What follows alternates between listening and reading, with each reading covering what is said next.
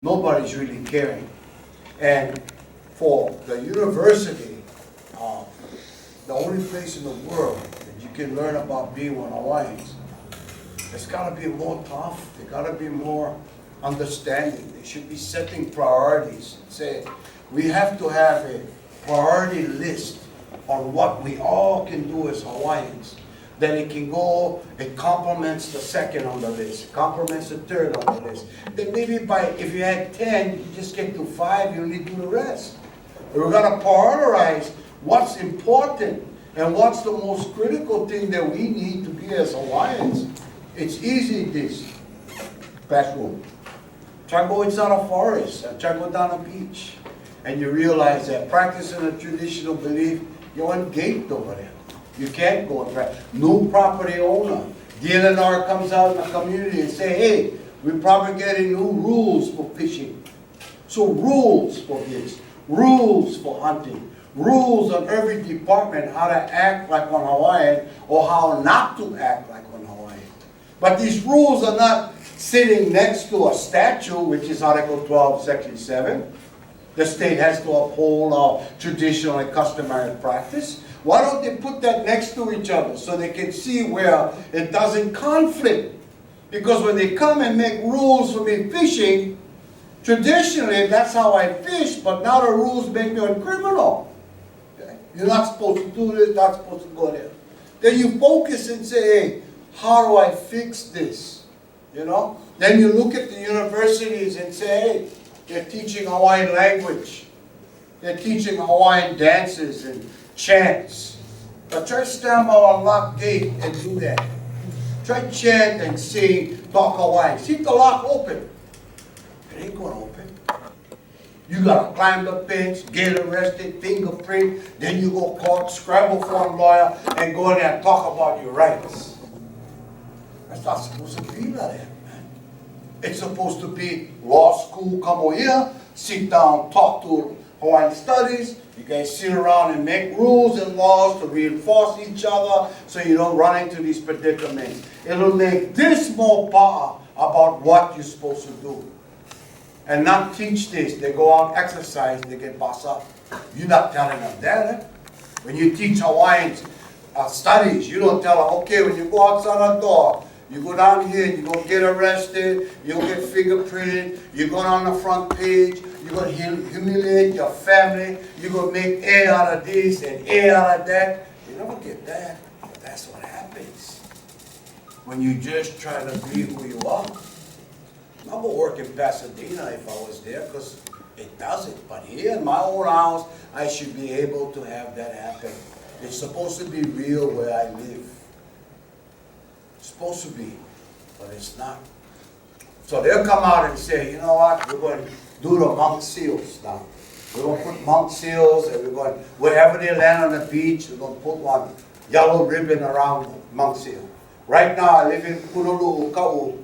They get them around the turtle. Come up on a beach, round thing around the turtle. You get that? So these rights and protection for the turtle, the monk seal. You try George sleeping bag Waikiki. See what happens. So, does a monk seal get more rights than I do? Does a monk seal have more reason to be here than I do? That's how it is, man. I've been bring up and up about this. That when you go out and act Hawaiian and be Hawaiian, that is a predicament, man. That's, the system doesn't like that. And then they create things like maybe Office of Hawaiian Affairs to look out for this. Often Hawaiian Affairs has been rather pretty good to a lot of Hawaiian study things, put out monies to go stick your feet in a logi and learn how to get wet and muddy. What? 4,000 Hawaiians locked up? Boys' school, girls' school? Not 5 cents? Not 5 cents for a Hawaiian that fell through the crack and didn't make it? What about that? How do we treat each other? And how do we stand up together to make government, make our trust more responsible? Because that's what they're supposed to do. There's nothing in the trusts that say we do not help the Hawaiians falling through the crack. They may have mission statements, but I didn't see that part. You know, they can add that on and do preventive problems instead of let it happen or not pay attention. So that's Hawaiians, to me, the richest people here. If all these trusts would take care of their responsibility and the county and the state recognizing us as the right people, we'd be in way better predicaments than we are now. But that's what we're up against. I don't know how other universities in the United States, they make a lot of difference. A lot of times back in the 60s and 70s, the universities were the consciousness of the future, and they stood up and made demonstration and brought government to their knees about awareness of warfare, civil disobedience, on discrimination. They raised those issues. What are we raised in Hawaii? I'm glad to see a little bit that was on the news. But then if we prioritize and say, the Hopi is more important, we don't more. The Limo is more important, we don't have that. So how do we prioritize what we want to do? How do we get excited about being Hawaiian? You know, when I say your consciousness develops around the environment, if I teach you about Western ways, then I go outside and bulldoze everything and make it a Western frontier out there, then that's all you're going to be. So you cannot allow the environment to start being conditioning your consciousness. You got to be part of not letting that happen. You got to be part of protected environment. A traditional practice, you need the resource. You cannot do it if you don't have a resource. And it'll kill your religion if they get rid of the resource. It's hard, you know, in arguing in my experience in court when we fought for Tutupele about how we believe in nature, on how our religion is nature related. You're in a courtroom as a very Christian foundation. Okay? Christian judges, Christian jury, Christian lawyers. And you're in there trying to make a round fit in a square. And that's how tough it is for Hawaii. Maybe not tough if you had policies, you had laws, you had government, you had universities backing you up. But you did by yourself, man. I mean, talking about experience when you look right and you look left. You by yourself. Trying to be one Hawaiian as long as possible. Fighting for the right to stay that way. Tough. And you feel lonely. And you don't know, gee, you know, I love the ʻāina, and I'm getting arrested for exaggeration of that. They call it trespass, but all you're doing is exaggerating your law a little bit. They didn't like it, so you get arrested. I don't see anything else. You weren't the part of the crime, you know, you're trying to solve the crime. They're the crime. But you got to deal with it that way. And that's how it is. Telling you the practical things that happens. Where does conditioning come for the Hawaiian kids or Hawaiian children? Does it start at elementary? Or you're going to get barraged when you're at the university and you get confused. And then you can see about not too much solidarity because just your group. You know, so maybe the consciousness got to start from young time. And how you plant seeds and develop this person. Because we got a hard time as us having children, what they going to get. You know, you don't want to send them to the best and only school in the United States that's teaching Hawaiian, and they hit the ceiling because that's what it is. You know, every child, a black child in America knows what racism is. That's got to be taught in this Hawaiian studies about how racist this whole government has been toward Hawaiian people and Hawaiians. And how we sit behind this law books of gray and red, which are feds, and then blue, which is Hawaii revised statutes. What part of that is me? One paragraph, the state constitution, Article 12. That one little thing is me amongst all these laws that I gotta live by. So, we don't have a treaty with America, nobody signed paper, so maybe all we get with the federal government now, NAGPRA, ARFA. We didn't ask, they would put us on top there with the Indian. Okay? You got these rights, you guys. We'll add you on with the Aleuts and the Indians, so you Hawaiians now have NAGPRA and ARFA. So, what's the honor we get? State Constitution, Article 12, Section 7. So I'm saying that, okay, we don't got an agreement with government like Indians do. But what do we have? We got the state constitution. One paragraph or a couple lines in it. Do we take advantage of that? Do we take that and say, hey, let me take traditional and customary practice another mile? That's all we get, so I'm going to stretch them. Hawaiians using lawsuits, they win. Do we talk about lawsuits after win? No, in the shelf. So we don't expand on these things. We just let all the negatives compound it so we don't get to use it. So I'm saying that I think we should think that we don't have any laws protecting us, but the state made a constitution. And in that constitution has my name as a Hawaiian. It may not apply in New York, Chicago, or other places about responsibility to the native, because they have their reservations and they have their own agreement with feds. But if that's all we got as Hawaiians in Hawaii, then let's stretch it, let's use it as a state's responsibility. We state, they get mottos with Hawaiian phrases in them. They use them on their badges, they use them on the signs. Do they really believe what that represents? I don't think so. So it's our, I guess, obligation or opportunity or responsibility to start making changes and be more strong about who we are. You know, a lot of us vets went out there and fight for the country, you know. You're coming home, who's your enemy here? Who will shoot you back? So, hey, stand up, be solid, be strong. You're at home amongst family and friends. That's the most safest and most proudest place to be, to stand up as a Hawaiian. It's right in your own house. And we lack that. We're conditioned not to go there. And then you'll have a few hot heads that would stand up to that. Because it was righteous. It was the right thing to do. It was wholesome. It was humbling.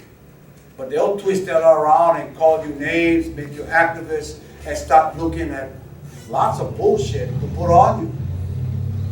And say, yeah, well, as I said before, you know, you have Audubon Society and Nature Conservancy and all these groups that love the ʻāina, and we don't have nothing.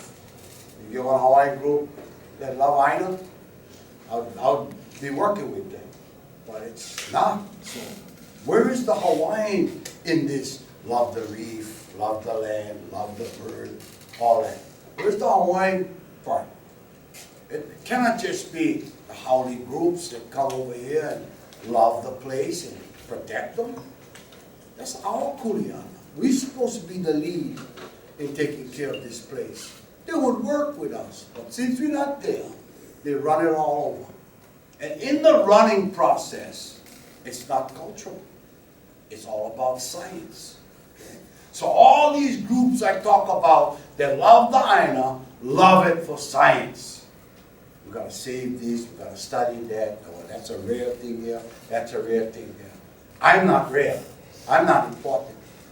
Using traditional practice, using the subsistence living, using species that I live with. So it's a problem being on Hawaii. I mean, every turn you make, you're going to be questioned. And you know, in a couple 100 years, you're going to wipe out a race of people. You're doing a good job. A couple 100 years, it's only been around and we're just lesser than what we was. Something's wrong. Is it conditioning? I think so. Is it plantation mentality? It's still here. Is it all the immigrants in the third, fourth generation that are now running government? Don't care. I think that's right. I mean, we run into all of these things already and test them. So, you know already what you're up against. Being, like as I said, being one Hawaiian is the toughest thing. You try to be sincere and true about who you are and your identity. And you see what you run into. So, I blame government, man. For allowing this to happen. I blame a lot of Hawaiians that work for government that allows this to happen. That's about what I'm saying is pretty true. You know, when a developer gets in front of my face at a big hearing, and he talks about what he's going to do, and he may be on holiday, I can scream racism in his face, man. And my racism scream would fit with my complaint. But when they put one Hawaiian in front of me, I cannot use that word. That's why I'm not a Hawaiian. You know, I can't say it's racist. I can, but it just don't fit right when you think about it.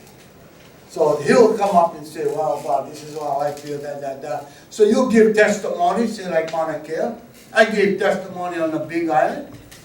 Okay? So we picked spots where they would go out, where I know I had not enough Hawaiians, and I'd go to that spot and give testimony. But then you're outnumbered by 9 more Hawaiians that say, I need a job. I gotta feed my family. And you are stopping that. And then the boss standing against the wall with his arm full, paying the guy, he's kind of smiling inside that we gotta argue with each other, we gotta ridicule each other, and he gets off. And that's how it is. And I'm being practical. Then you got DLNR, Department of Land and Natural Resources. Natural resource, okay. You gotta think now, am I part of natural resource or what? Where do I fit as a Hawaiian in the Department of Natural Resources? Land and resources. So I'm not a resource to the land. Because when they come and go, change policies and change rules, I become a criminal by exercising my Hawaiian stuff, my traditional practice. So there's a problem with rule making in Hawaii, big time. And that problem is that when they define the rules of how you have to act, it contradicts the traditional practice of being Hawaiian. So you're always in this consciousness about, I would screw up if I do this, I would screw up if I act like that, or da. I can't afford to get arrested. I got a TRO, and I got this, I got that. You know, when we went to Kauai with Andre, we went to Kauai.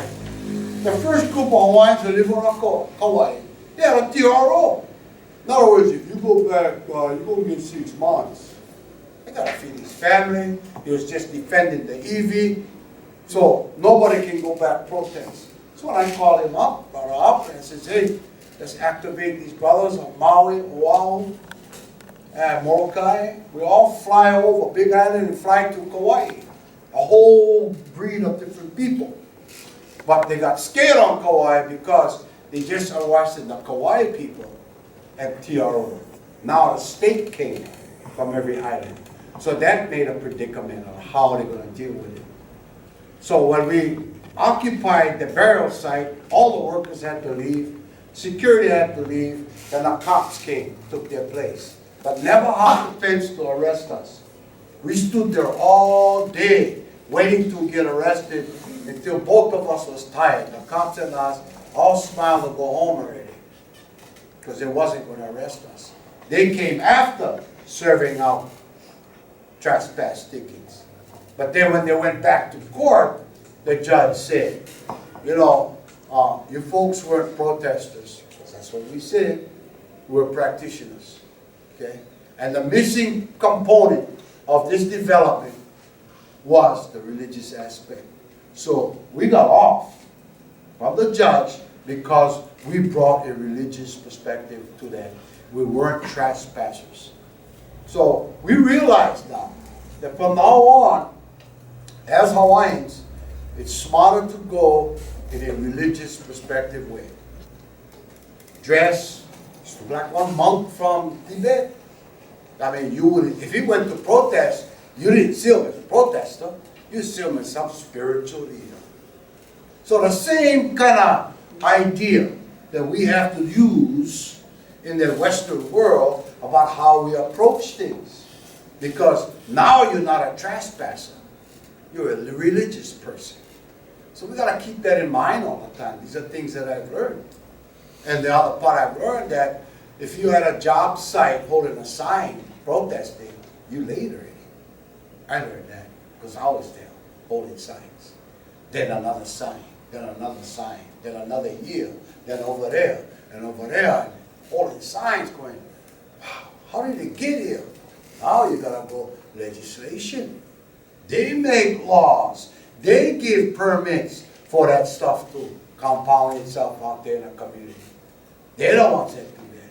So now, as intelligent Hawaiians, we gotta go legislature.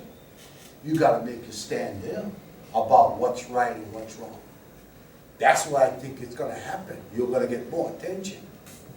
And that's what should be happening. That the sign carrying thing is, we gotta graduate from that. We gotta be more intelligent and smart Hawaiians to look at who gives them the okay and stop it from there.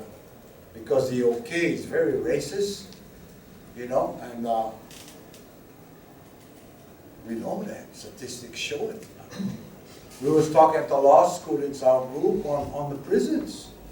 Why there's 6,000 prisoners and 4,000 Hawaiians in it.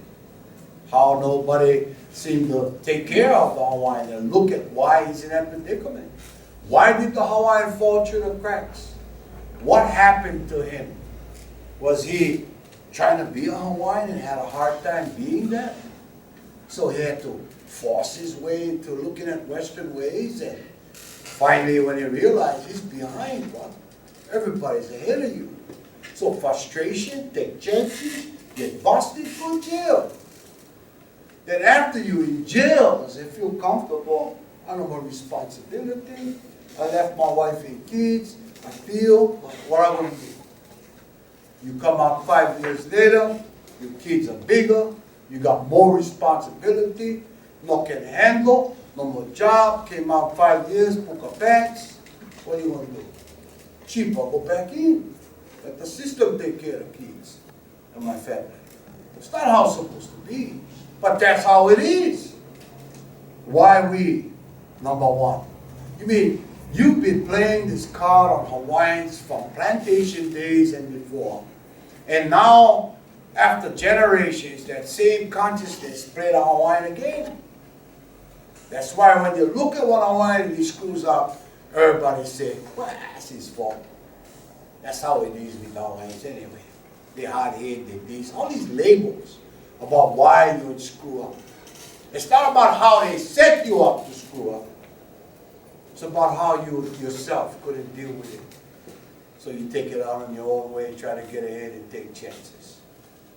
I could say personally that's what I did. I did 5 years and I sold cocaine.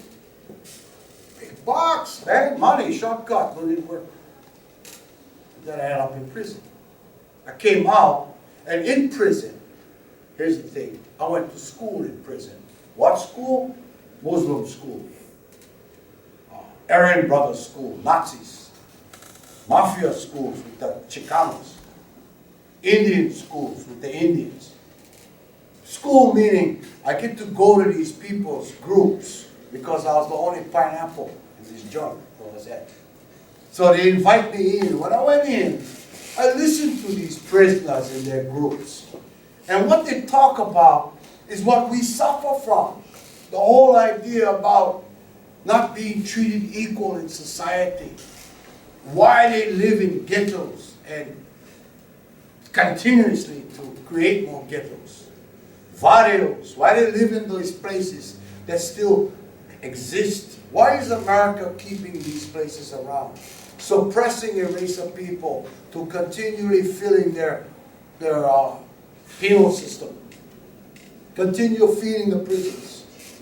So I listen to them about equal rights and things like that. And every time they're talking, I put myself in a Hawaiian situation and I see the picture.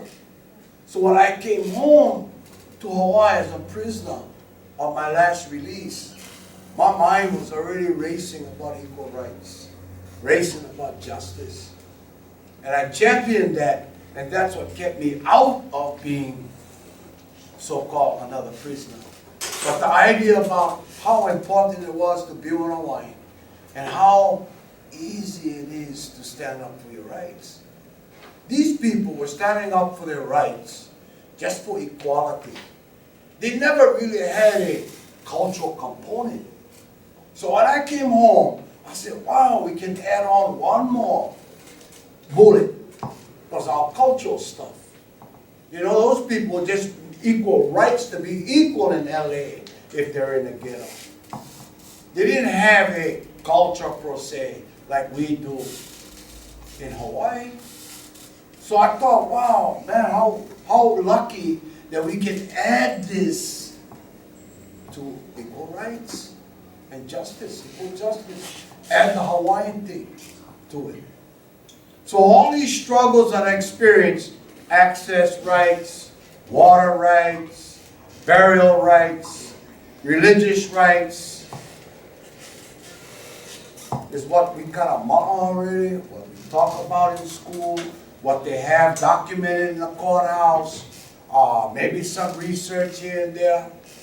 But what they haven't raised as Hawaiian people is the whole discrimination, racial problem we have of why Hawaiians are number one, falling through the cracks stuff. So in other words, we have never raised the human rights issue in our struggles. We're very cultural issues, but the human rights issue is important because that's the one that I think tried to go the Western route and didn't quite make it. So that has to be looked into and to be cared about a lot more. We cannot just allow Hawaiians to be this way. We gotta make government responsible till we get our own government. Till then, they gotta clean house. And we gotta be strong enough to make them do it. And I think we are. You know, Kaolave, boom, stop the bombing. Consistent, been going every month till it stopped. While Keleopuna, 400 people arrested. Every day we coordinate arrests. Who will get arrested today? People raise their hand. Okay, you Monday, you Tuesday, you Thursday. Every day we set up arrests. So the cops gotta work every day. Then the final day, 400 Hawaiians get arrested, local people. Not only Hawaiians, majority was not Hawaiians. You know how they have in a college break for Fort Lauderdale, you know, the summer break and all that stuff. Okay, we put out a word and Greenpeace helped us to break for the rainforest in Hawaii. So when that happened, we organized, we rented a big house next to the forest. 2,500 people came. So we had to cook for 2,500 people. And then we also had to make vegetarian dishes for all the trail mix gang. But you understand though, it was solidarity, we had common ground. It's just that we ate different food, never mean nothing, but we were there for the same purpose. And then we had a civil rights person come in and talk about going to get arrested on civil disobedience arrest. So we had lecture before we go on what's going to happen, how you react to it, and what the cop's going to do. So everybody was psychologically prepared to get arrested because we had this whole talk about it. Then we went out, 2,500. That's how 400 got arrested. They put them in buses and they took them to the police station in Hilo. No more place for 400 people. So they took all the cars out of the garage, put all the people in the garage and put the gates down. So they're all sitting down, big as this place. Everybody's sitting down, crammed in there. Now the cops going, what are we going to do now? We got 400 people. We got to feed them. Here comes lunch, right? So they have to get 400 big lunches. Police department, okay? So coming close to dinner now. Wow, come upstairs. So I go upstairs, sit down with the chief of police, the major, and the chief, and they go, brother, tell our guys go home already. Power already. Tell her, you go down, tell them. You know, so they went downstairs just to get rid of everybody.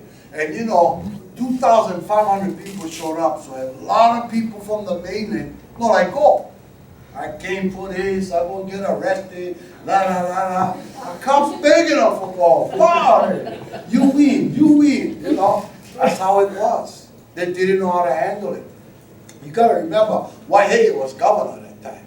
He sent the National Guard to Puna to go hide in the forest because we had hunting trails Then we was gonna put people on the hunting trails to come in from the side. So he had the SWAT team from Hawaii fly over there in helicopters, go up there and hide in the forest. But we all came up the road all together with the kuponas chanting up front. So, in other words, that's our boss. We do what the boss say. You police get boss, we get boss. And it went that way. But it was peaceful. Everybody got arrested, and we stood outside as Petty Defense Fund with a stack of money, $25 per head, bailing everybody out. Cash, bailing, so everybody get to go home. All you had was a $25 ticket for trespassing. Like I said, it was $25 because you express your law. It was all about people loving the place. They weren't criminals, but that's how they treated them. They were stuck to, understanding that way. They were caught big time. So the local cops know a lot of people that were there, like your own cousin, your own nephew, your own family. So they had hard times themselves, the local police, in arresting.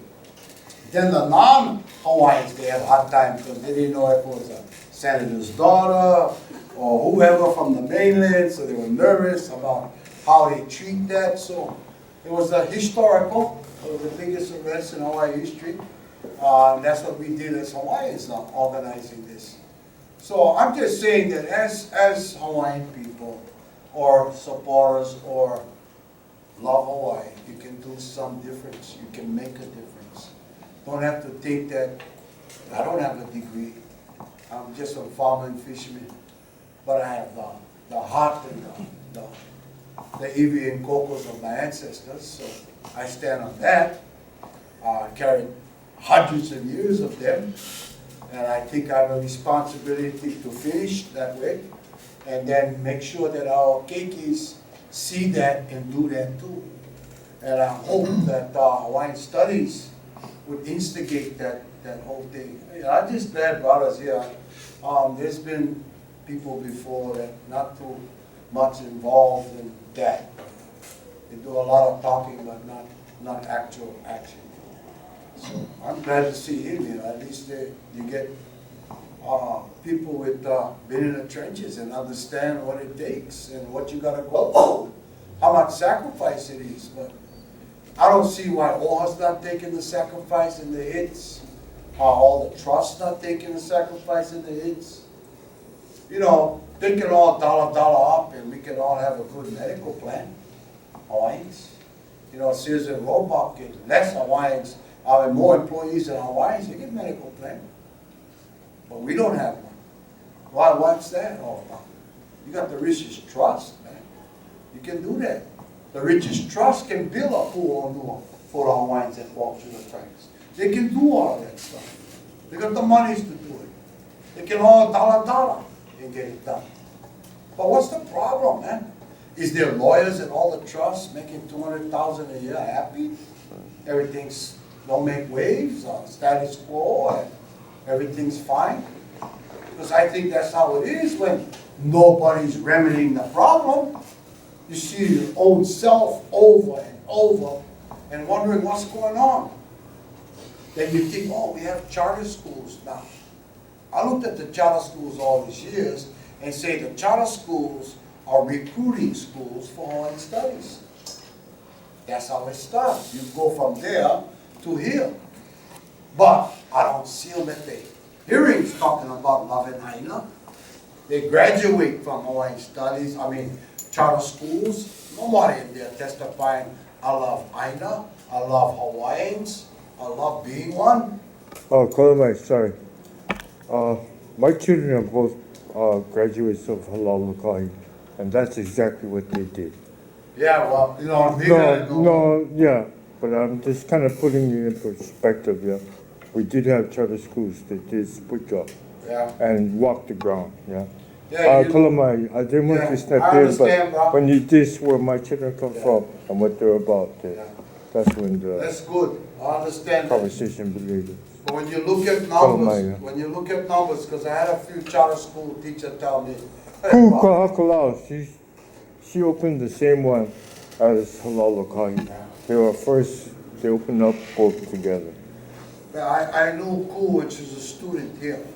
Okay? She came to Kaolawe and got excited about us guys being activists.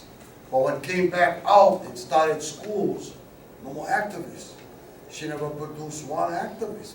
But then So I'm saying we still the uncles repeating ourselves and no more young ones talking on the side. Zero, bro. And the teachers there, they're all standing in the back. They don't come up testify. I'm on Big Island where everybody usually come to meetings. Nobody stay home. So I see all the players and wonder why they're not playing. Okay? So I'm thinking to myself, yeah, you get a class that might do it. You got one class. But the numbers don't go make up. You're talking thousands, so 12 not going to fix it. That's the logic I'm talking about. Okay? The few not going to make the difference. Everybody's got to make the difference. Yeah. As an example of this kind of leadership in Kuleana that you're talking about, can you tell us the story about how you guys reclaimed the Iwi from Bishop Museum and you asserted your right as a Hawaiian? Okay. This is an example of the kind of initiative and leadership that you're trying to get. Okay. That's a good one. You know, at South Point, Kau, they were going to put rockets on Hawaiian homelands. So we organized that homes supposed to be there, not rockets. They're going to lease the land like they do military. Lease the land, Hawaiian homes, or industrial areas, shopping centers. So they're going to lease it to a private rocket launching company. So we protested that. And at the time of the protest, we start to realize, what are we doing as far as understanding the land, looking out for sites, and pushing for homesteads to get it before rockets got it. And in that process, we found that the Bishop Museum came down to Hawaiian homes and dug up 160 bodies, okay? Because they were doing archaeological study for fish hooks, looking at migrations of different type of hooks, when the Hawaiians came, and from where, if they could compare hooks to different parts of Polynesia. So it's all this big study. We know nothing about it. I'm in Pululu. Yeah, maybe about 20 miles up the road. Anyway, we're down there protesting, so we started saying, we better find out how important this place is so we can back it up, and not just rockets, but it's got this, it's got that. So we did our homework and found out the Bishop Museum had all this Iwi that they dug up, and they kept it there.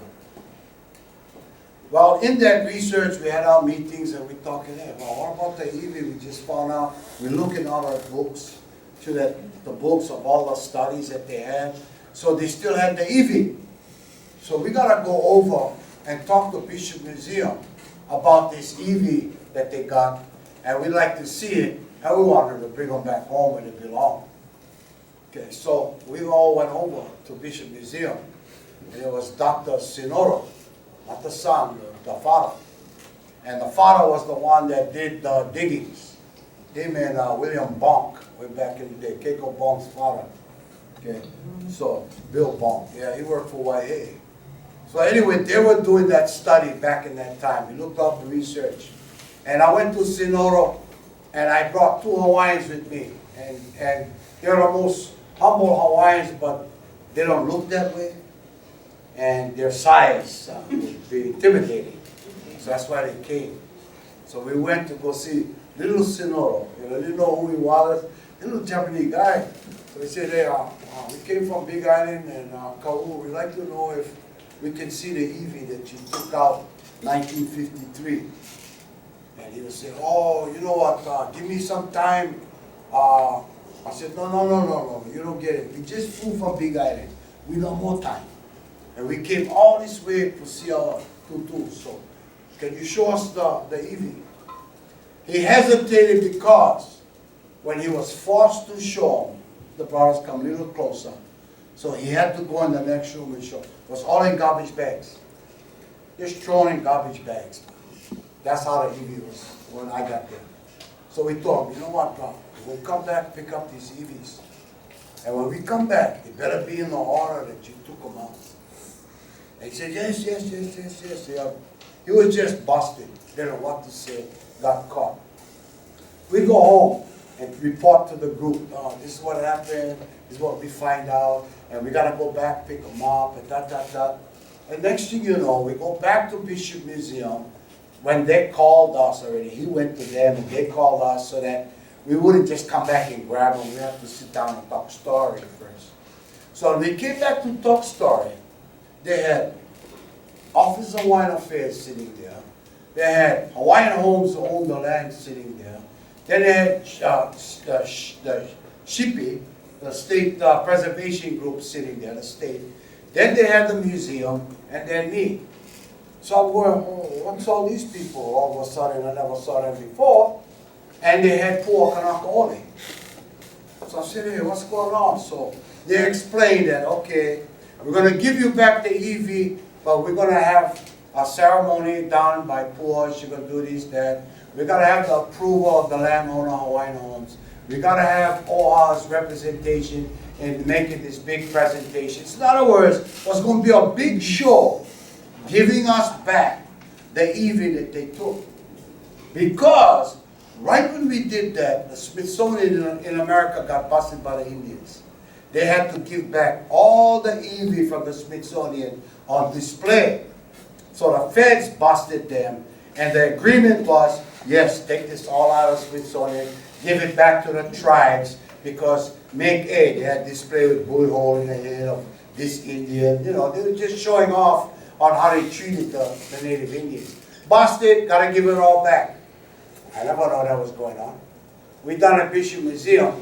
The reporters come to Bishop Museum and said, you folks collect federal funding, so are you gonna comply with the federal thing? They got busted again. And I didn't know that, so all of a sudden now they yield to us. Oh, we're working with this native group from Kau, and da-da-da-da-da-da, so they can get off the hook. Anyway, the boats had to come back. But all of a sudden, it turned into a show. All these people gonna play a show, gonna get cameras, gonna get time, gonna get ceremonies, they're gonna bring people, they're gonna learn chants, da-da-da-da. And they're telling us, you know what, you go back, you guys go for Pound Tapa, yeah? You guys get mamaki up there, I tell loaded. You guys gotta go Pound Tapa and make Tapa, and Pua gonna show you this, and Pua gonna show you that. We sitting there, we looking, I'm going, yeah, okay. So, back to Big Island. We get back to Big Island, everybody agreed. Oh shit, you know what we're going to do? We're going to take them, okay? So, we go back and said, you know what, I know you guys holding them, it's an agreement. The other groups are not around, we just flew back on our own, not letting them find nobody. And we thought, we're going to keep the EV at South Point. So could you box them all up? In fact, they put them all in nice boxes, and they put them all back in order, guys. They make nice everything. So they put it in this box, 4x4, and I couldn't put that inside.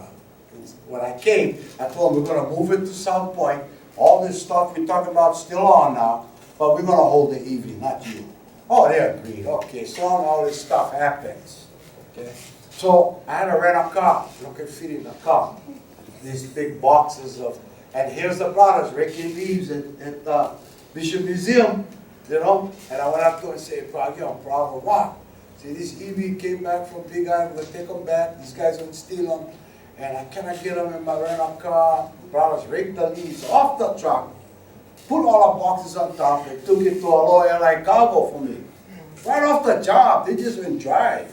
So that's how they felt as Hawaiians working there, as EV, kupuna, I don't care. So they took the things down for me. We flew it back, that cargo at night, took it to South Point.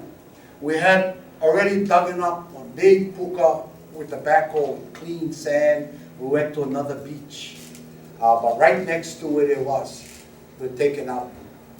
And there was erosion there, so we put them right back inside there. A couple of nights later, all I had headlights on, we put the EV back. Okay? Now I fly back for the meeting. So everybody's in the circle.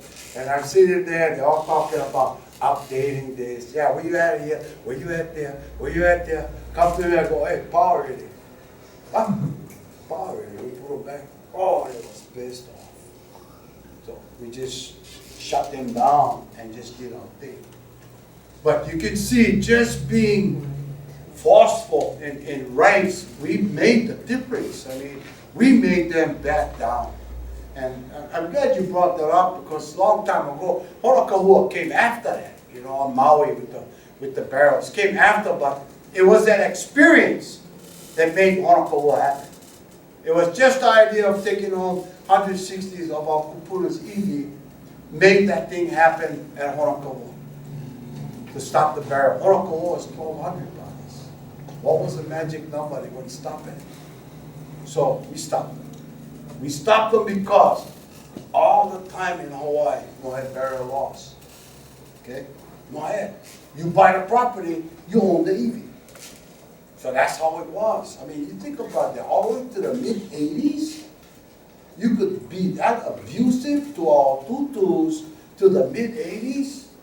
What happened to the uncles and the aunties before us in legislature and in the position to make a difference? Waihe was governor. Ova was here. All signed. MOU, Memorandum of Agreement.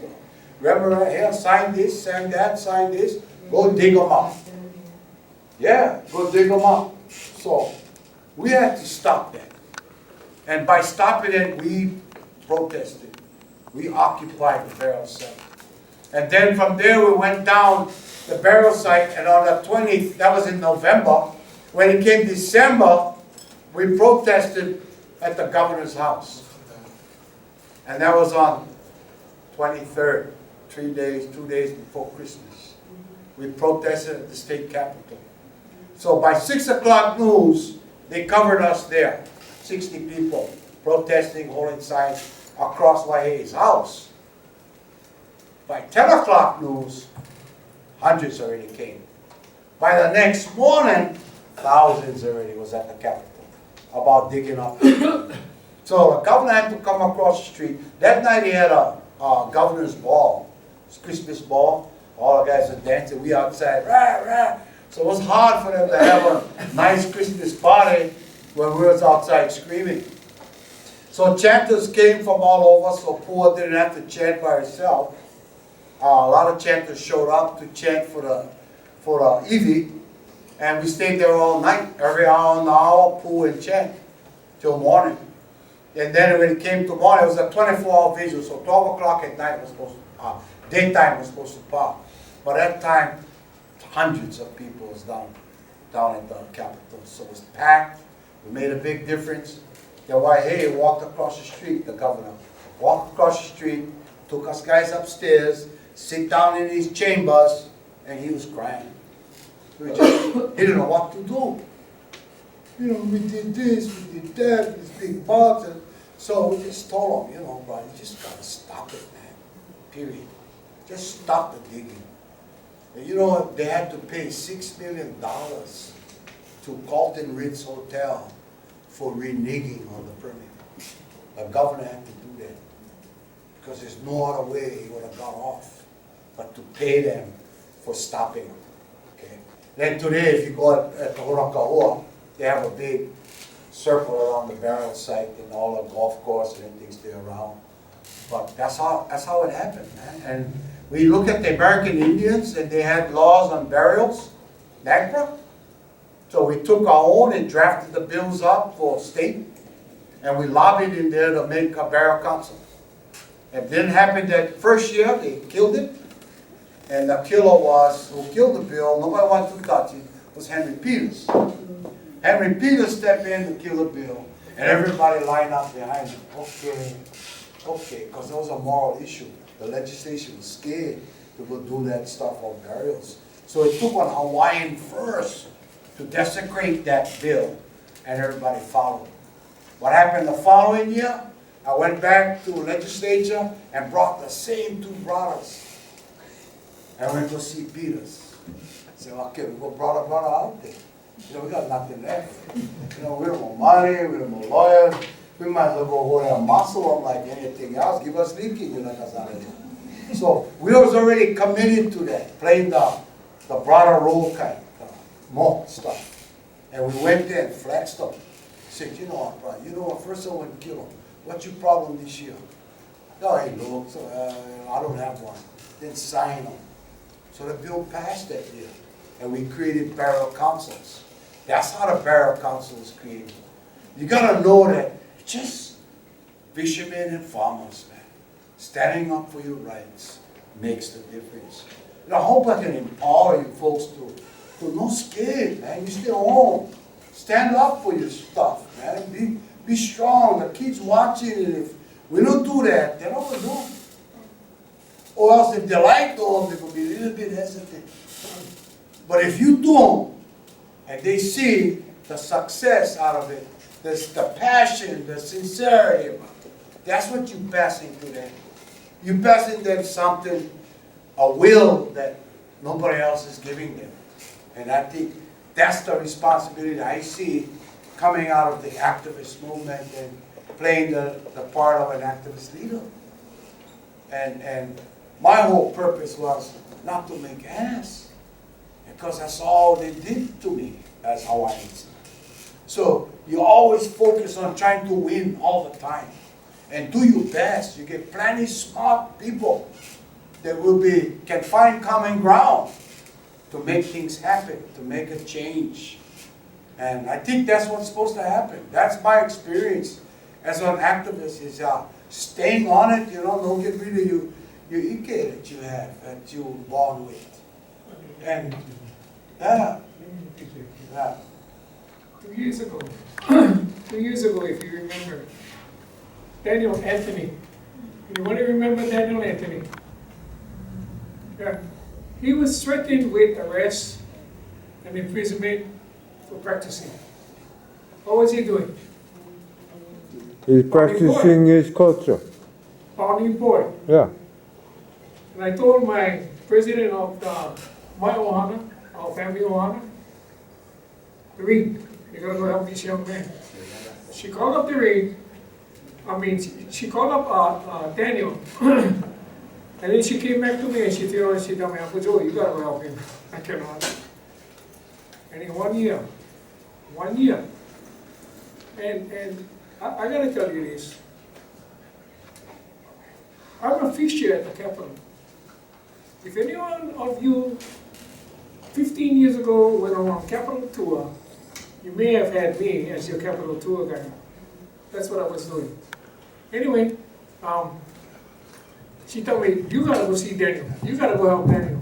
So I take Daniel to the Capitol, and in 1 year, with struggle, we got the law made, we got it passed, and Daniel can pound boy all he likes with all the other pounders. That's how important you are to being active and being concerned about Hawaii, if you're concerned about Hawaiian studies. One more story, very quick. Henry Ayala. How many of you remember that name? Good. Henry Ayala got arrested and imprisoned for taking the EV back to Waipio, Big Island. I wrote in my testimony, you know who's the grave robber? You know who stole the EV? The archaeologists, under that disguise of archaeology. That's the grave robber. That's the guy that gotta go to prison. And then you know who's the other guy that gotta go to prison? The one who would buy stolen goods. Who's that? The museum. That's what they call an accessory to the fact. And that's where this man has been in a great portion of his life, doing his part. And Uncle Sam here, doing his part. And Kao Fujiyoshi in the back, doing his part. And where's Rocky? Rocky Jensen doing his part. And what's her name? Georgette. And Georgette doing her part. We all get one role for prayer.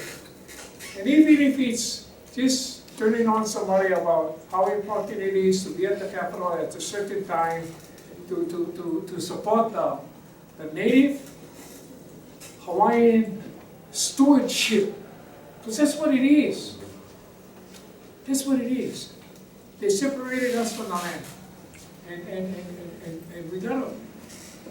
I see this, I'm gonna say it to you now. A group of people on a canoe came to a rock in the middle of the ocean, the most isolated place on the planet, and took this rock and turned it into a paradise. Why is it that any place you go in paradise today, it looks and smells like hell? You know why? Very simple. We're not in charge. Because we're not in charge. But if they give us that charge to go back to the land and take up the responsibility, take up the kuleana that are us, and they took, goes like this: we the willing, led by the unknowing, doing the impossible for the ungrateful. We've done so much so long, we've done so much so long with so little, we can do anything with nothing. And that's what our ancestors did. They came here and they built this paradise. Sister said today, this is the mainland. You take 10 tickets and you tell your 10 friends, if I had one place, and this is away from Hawaii now, if I had one place for you to go to, where would you go? I guarantee you, 11 of your friends would say Hawaii. This is the mainland. How many friends you know that don't live here would pay any? Take for instance what happened at the Capitol. Yeah, you know all these guys that will be coming through as a result of what's happening at the Capitol today. They want to get buried in Hawaii. Why? It's a special place. It's a special place. Really. We would cause more controversy than the other 14 states who would pass the marriage bill before us. We cause more controversy. That's how important this place is, and that's why we need to take back that stewardship. We need to do that. Question.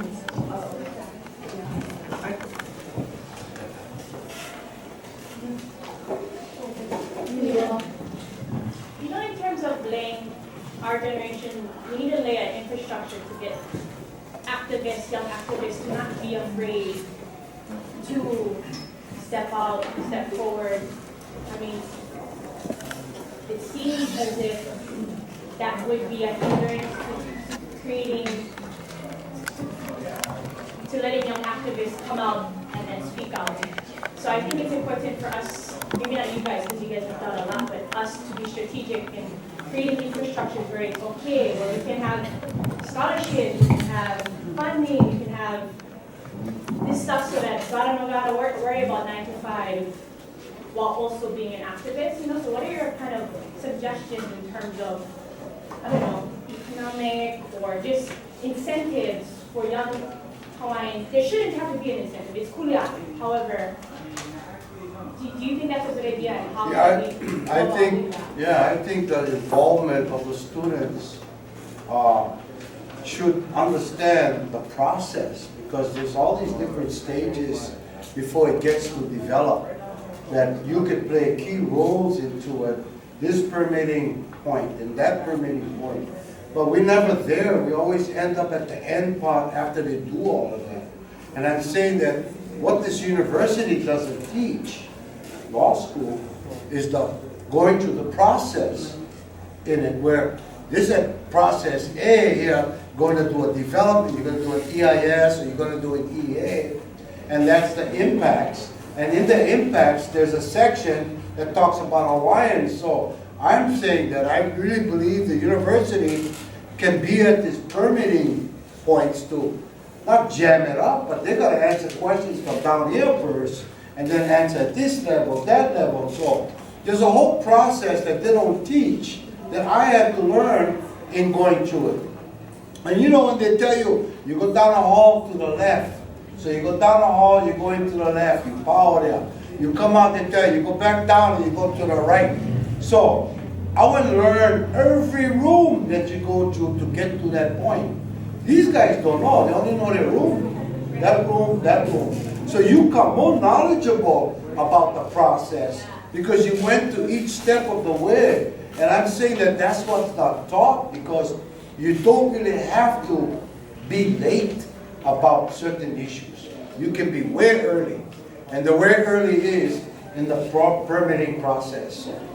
I think that's where a lot of Hawaiians could be at giving their point of views and their concerns at the permitting process. It never gets to the point. Okay, let me add to that. Here's the classic example about University of Hawaii. When did Hawaiian studies start? Anybody know? Classic example about what Polly said earlier, we always the last ones.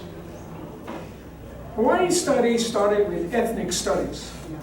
That's where Hawaiian studies started from.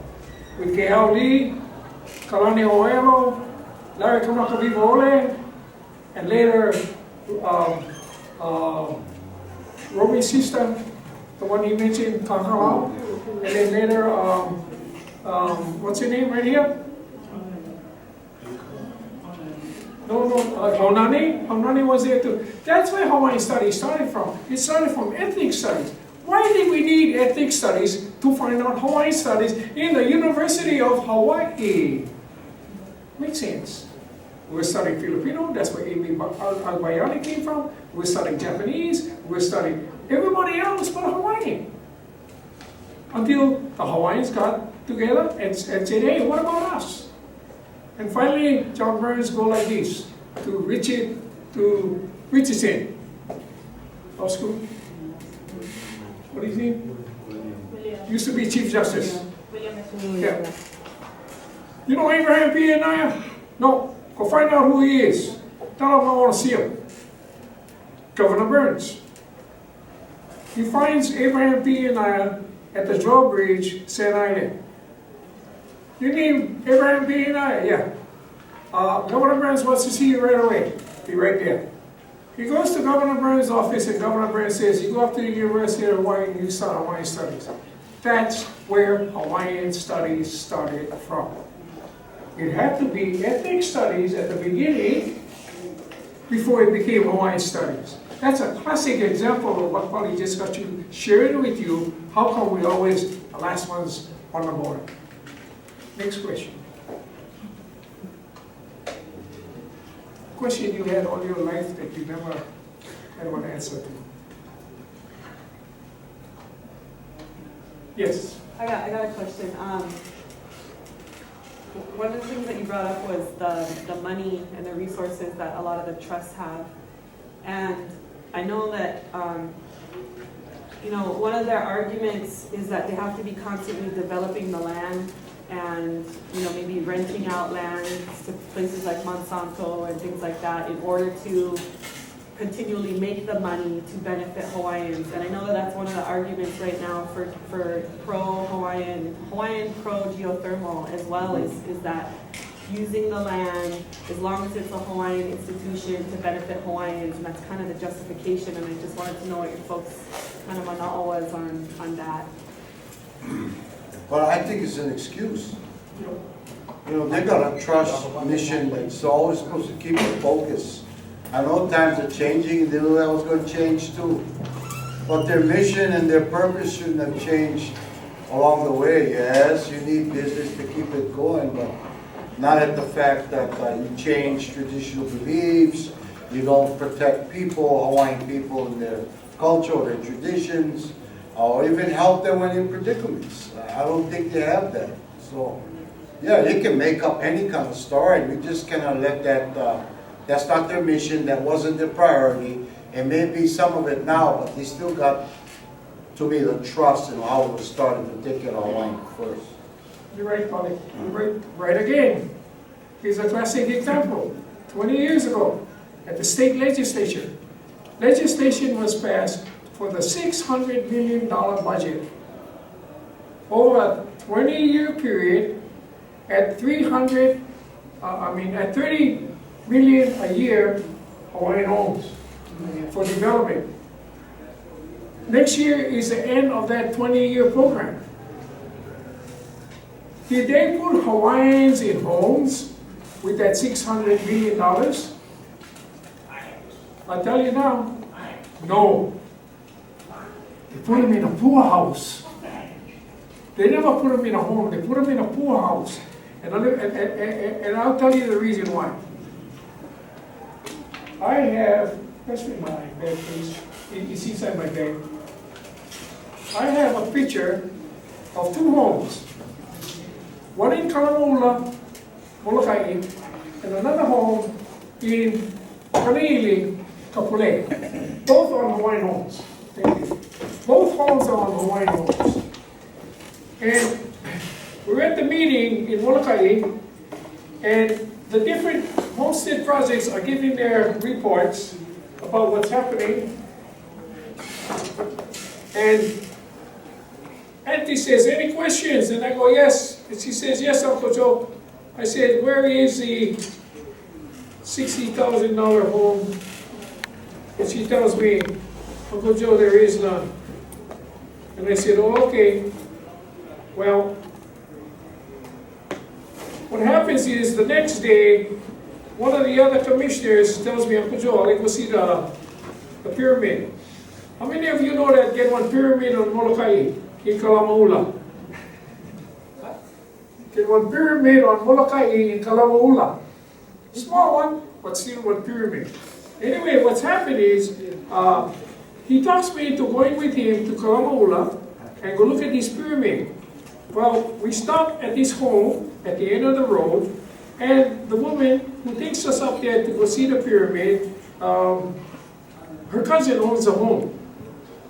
So the cousin comes out to say hello, they talk story, and then I asked the cousin, how much will it cost you for building this home? And you know what she told me? Inside $60,000. And the night before I went and asked Auntie, where's the $60,000 home? And Auntie said, no more. And I'm looking for it right now, and I got it. Anyway, she turned around, she told me, inside $60,000. I went flip. I flipped because that's the home I was looking for. I hope everybody can see this. Now when I got upstairs, I held on to my cane, I held on to the railing, I jumped as high as I could just to see if she was pa. And the home was pa. Now this is the home in Kanahili. Oh. It's the home in Kanahili. $250,000 home. Now the difference between Kalamula and Kanahili is Kalamula was homeowner builder. Kanahili was general contractor. Okay? $250,000. And this homeowner tells me, Uncle, when I walk across the floor on the second floor, the floor squeak. General contractor? General contractor? Shame on you. Shame on you, Hawaiian Homes. Shame on you for allowing $30,000 a year. No, $300,000. Oh, I forget the numbers. 30 million a year? Wasting on stuff like this, and yet homeowner, builder, build something that's solid? Shame on you, Hawaiian Homes. That's the answer to your question. Money? If money is a problem, it's going to be a problem if you depend on the money. But if you depend on what God gives you, you depend on your self-help, you depend on everybody coming together. Lahui, Hanalima, you get it done for very little or nothing at all. Remember what I said? We've done so much, so long with so little, we can do anything with nothing. Did they put us in a home? No, they would put us in a rest shack. They would put us in a poor house. Our people cannot afford that. And I get the proof over here. If you see in the newspaper about things that's happening in, or you see that article on television about boarded homes, let me show you boarded homes. Let me show you boarded homes. Let me put this on. These are boarded homes, folks. That's a shame, Hawaiian Homes. These are all boarded homes all across the state. Boarded homes. Money? Is that it? money that people cannot afford, yeah, you put them in a home. But you know what? I've been waiting for 40 years. I don't want financial assistance. I cannot do it. Or one of your sons or your daughters can come help you. Well, I don't know. That wasn't my plan when I first got on the list. It wasn't my plan. But that's exactly what we're going through right now. And I'm out there to stop it. I'm out there to stop it from going any further. That's just like Polly, it's just like Uncle Sam, it's just like Carl, it's just like Rocky, it's just like George. We're out there to stop this from happening anymore. You know when they bought up the home, because they say it's a transition, we gotta go to court, etc., etc. What happens? The Little Critters movie. You know what's the Little Critters, right? Cockroach, rat, mice, termite, and the home fall apart. And before you know it, you might go over there. Excuse me, what's your name? Joyce? Joyce, you have the option. You can take this boarded home and start all over again, or you gotta stay in the line. That's crazy. That's crazy. We're gonna change the waiting list to the in-home list. Anyway, just to add to that, but in answer to you, if you think of money gonna move the thing, money not gonna move. Money is the very thing that holds us up. Money is the very thing that holds us up. Prevents us from moving forward. Thank you again. Thank you, Polly. Next question. I got time for one more question. How old are you kids? 18, 21, right? For years, we've struggled. All of the careers that you people are seeking through this university, we've struggled. And especially if you're Hawaiian, one included Maoli, you're going to struggle. Now, I have a profession. My profession has been for 35 years a carpenter, because that is as Maoli as you can get. You waltz with the ancestors, you waltz with the tukupunas, you waltz with all of these people because they're there before you. What makes it really easy for me is the passion that I enjoy doing the work I do. But I would like to see you kids to have that same passion, to pursue your dreams just like the way we pursue ours. It's rough, but you know what? As a bunch of old guys, we have fun. Because we realize how the game is being played. And the game isn't being played on us, it was already played already when we were your age. So what we're here is to confirm the fact that the game has been played. The game is up, the jig is up. And we all fight in our own way. Palikapu is, to me, in my profession, is a guy that really practices what he preaches. If you can fish and you can feed 20 people at the table with just a throw of a net, or feed your family with just a shot of a rifle. This sustainability is something that we were good at, farmers and fishermen. And you know what? When they talk about the Pilikia, it wasn't about the farmers and the fishermen with Pilikia. It was about the government. They were not the familiar. But see, as farmer and fishermen, we're familiar. We have to know how to live among each other. And we depend on each other. So what the plea is for today is to depend on each other for the future. Because we've done what we can. The rest is up to you kids. That's my comment. Wow.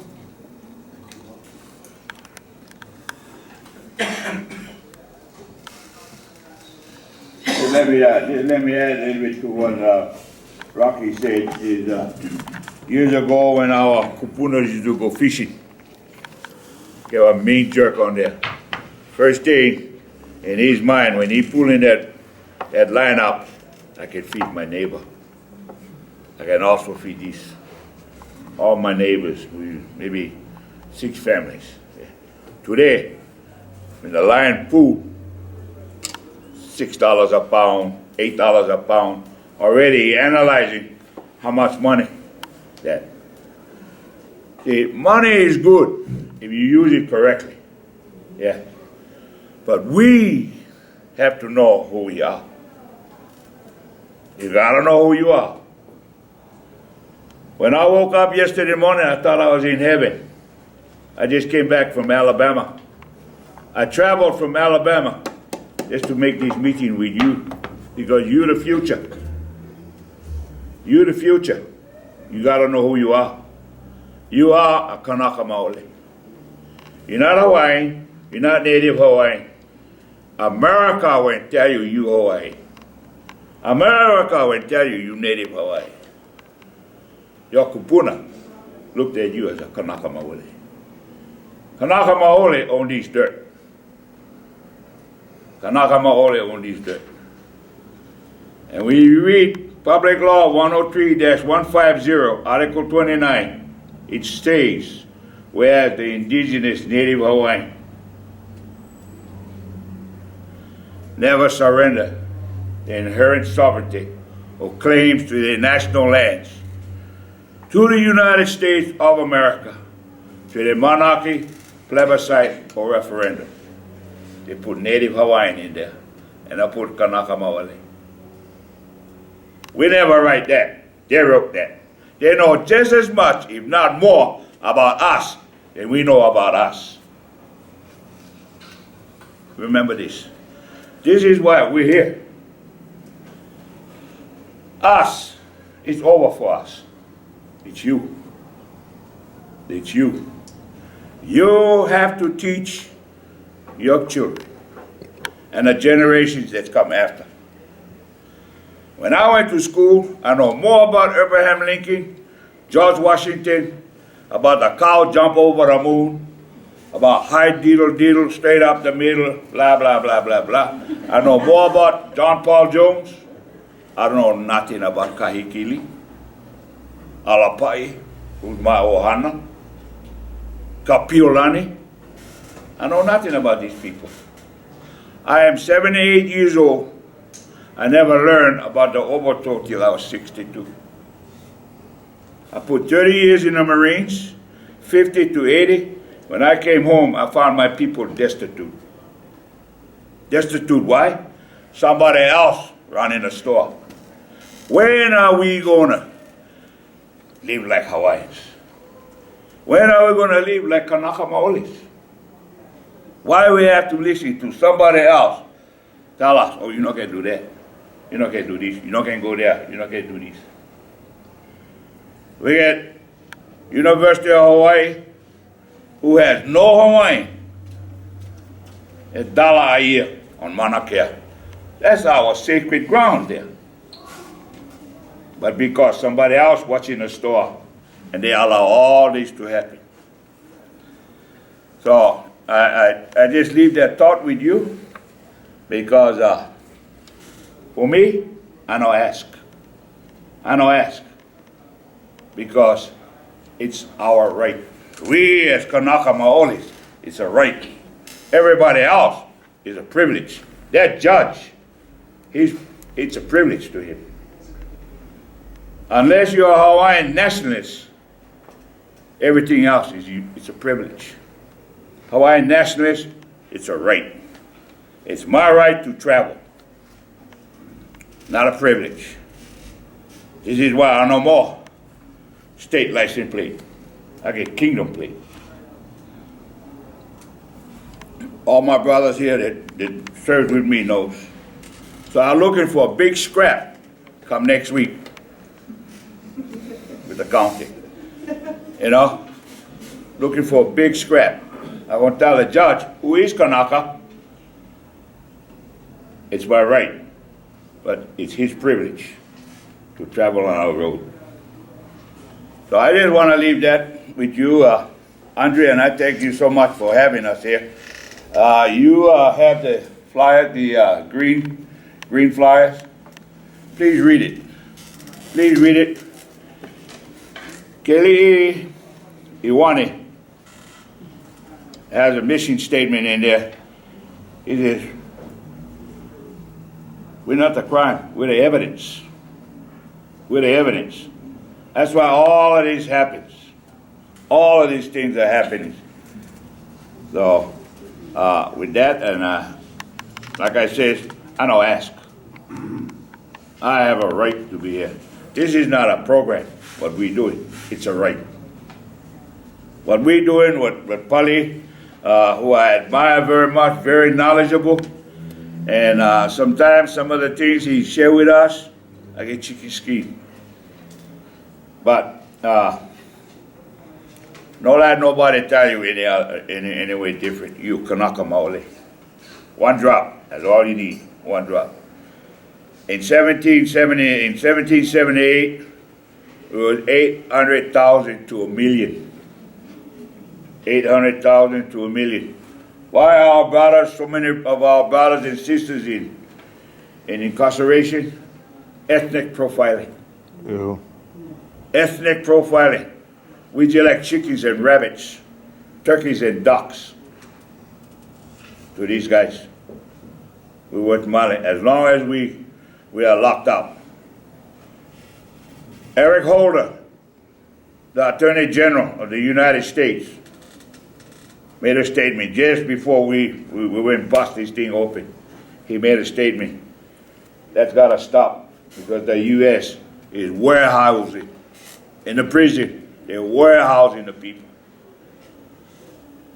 All our brothers and sisters that's incarcerated, these are good people, just like you and I.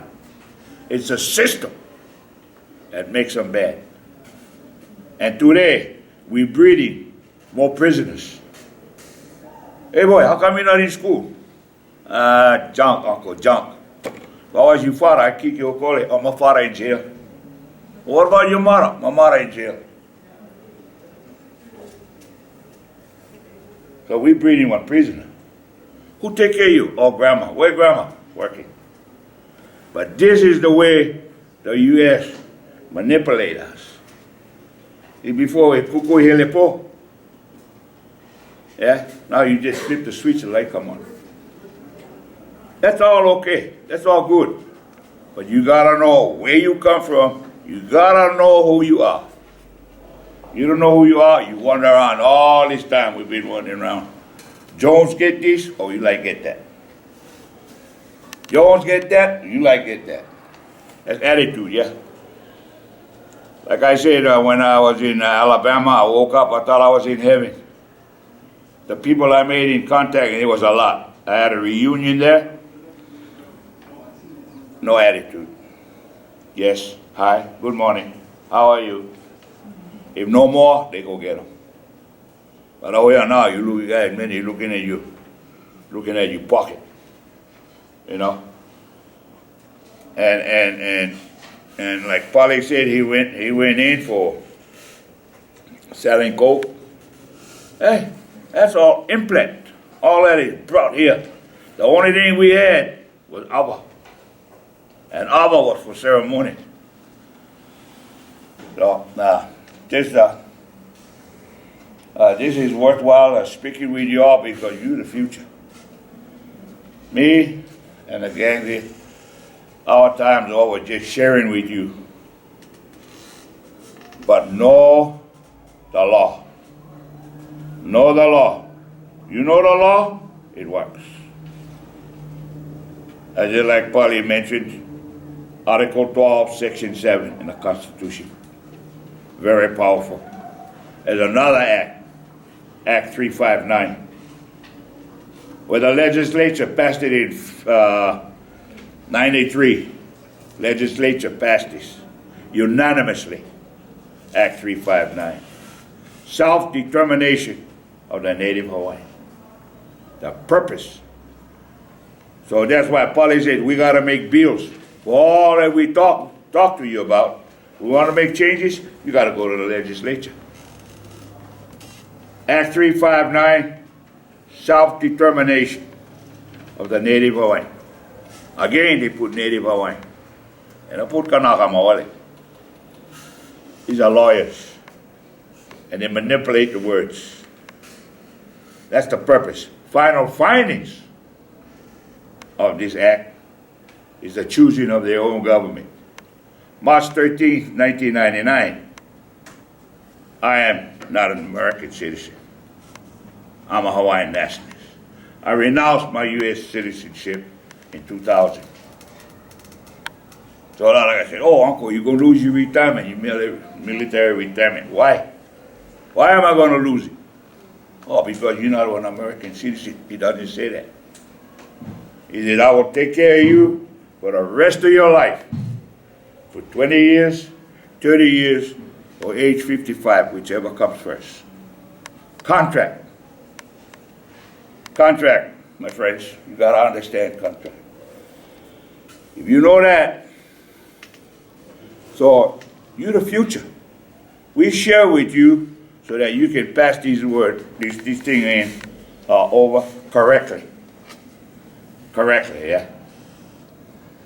And I thank you for that. So that's why I'm here.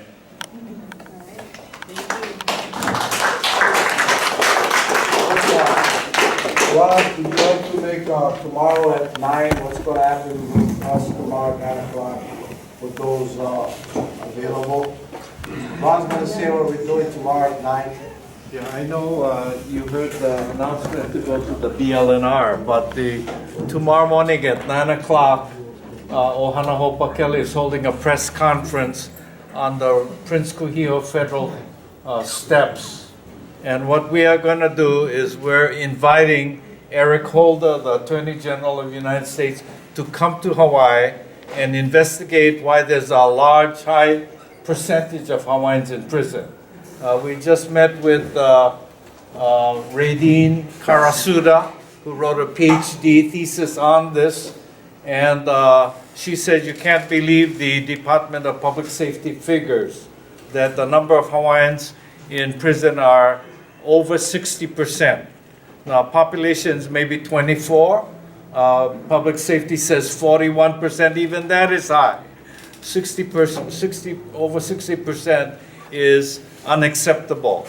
And so Eric Holder, the first black Attorney General of the United States, on August the 12th, he said, in America, we're just warehousing the most vulnerable people. So his policy is to get rid of the mandatory minimum sentence, because he said, if you are not a gang member, not in prison for violent crime, not on a top level of drug dealing, you shouldn't belong in prison. And so when you look at the people in Hawaii, who are they? They're the Hawaiians. So if the state isn't going to do anything about it, we want to expose them and invite Eric Holder. So tomorrow morning, 9 o'clock, we would love to have some Hawaiian studies students join us, because after that, we're going to go to deliver the letter to Eric Holder to the 4 Congress people, and with a packet of material. And at 12 o'clock, we have an appointment with Senator Brickwood Galataria, a majority whip. He wants to present the next bill in the legislature to be a puhonua curriculum. So we would love to have you with us tomorrow morning at 9. Okay, so Thank those you. of us in this room that we're gonna go to BLNR at 9, we'll talk with Kahea. They represent at 9 at BLNR. We go down to the federal building. When the press conference is called, we head to BLNR. When that's called, we head to the state capitol and support marriage equality. Okay, so full Sunday of activism tomorrow. Okay? And tomorrow, Yeah, mahalo.